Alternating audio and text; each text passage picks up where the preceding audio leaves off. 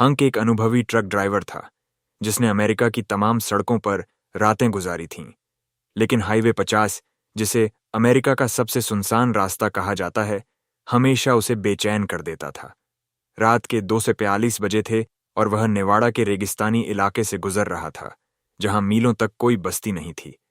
उसके ट्रक का इंजन एक समान गूंज रहा था और हेडलाइट्स अंधेरे को चीर रही थीं। तभी अचानक घना कोहरा छा गया, जो इस सूखे इलाके के लिए असामान्य था। कोहरा इतना गाढ़ा था कि हेडलाइट्स की रोशनी भी कुछ फीट से ज्यादा आगे नहीं जा पा रही थी। हंक का सीबी रेडियो अचानक चटकने लगा। उसने डायल घुमाया, लेकिन सिर्फ सफेद शोर सुनाई दिया, कोई आवाज नहीं। उसने रेडियो बंद कर दिया, लेकिन दिल में एक अजीब सी बेचैनी थी। तभी कोहरे के बीच सड़क के किनारे एक आकृति दिखी। एक औरत, फटी पुरानी सफेद ड्रेस में, बाल बिखरे हुए और चेहरा इतना पीला कि वह भूत सी लग रही थी। उसकी आंखें खोखली थीं, मानो उनमें जिंदगी न हो। हंक का दिमाग चीखा, आगे बढ़ो, रुकना मत।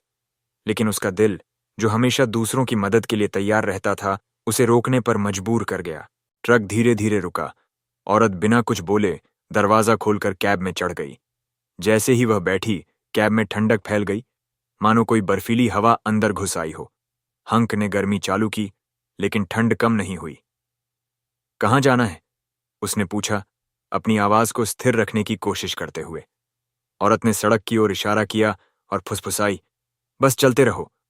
उसकी आवाज इतनी ठंडी थी कि हंक के रोंगटे खड़े हो गए। हंक ने ट्रक स्टार्ट किया और चलने लगा। कोहरा और गाढ़ा हो गया था और सड़क अब पूरी तरह से धुंध में डूब चुकी थी। औरत चुपचाप बैठी थी। उसका चेहरा मंद रोशनी में धुंधला सा दिख रहा था। हंक ने उससे बात करने की कोशिश की।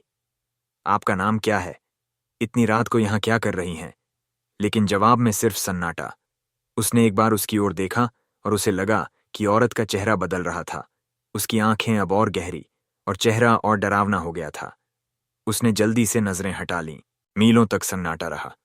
सीबी रेडियो फिर से छटकने लगा और इस बार उसमें से एक अस्पष्ट सी आवाज आई, वह तुम्हें छोड़ेगी नहीं। हंक ने घबराकर रेडियो बंद कर दिया, लेकिन उसकी धड़कनें तेज हो गईं। उसने औरत की ओर देखा, लेकिन अब वहां कोई नहीं था।